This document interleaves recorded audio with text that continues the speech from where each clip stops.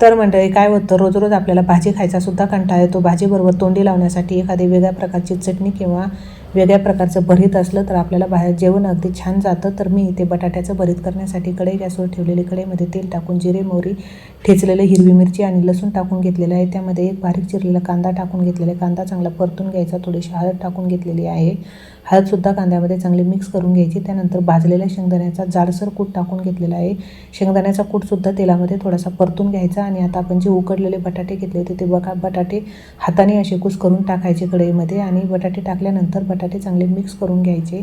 गॅसची फ्लेम मात्र आता कमी करायची. त्यानंतर चवीनुसार मीठ टाकून घ्यायचं, थोडीशी कोथिंबीर टाकायची आणि चांगलं मिक्स करून घ्यायचं. अगदी बटाटा उलटण्याने अगदी दाबून घ्यायचं, म्हणजे बटाटा अगदी छान स्मॅश होतं. आणि आता झाकण ठेवून द्यायचं. 1-3-4 मिनिटानंतर झाकण काढून घ्यायचं आणि एकदम छान असं आपलं बटाट्याचं भरीत किंवा ठेचा तयार झालेला आहे. थँक्यू.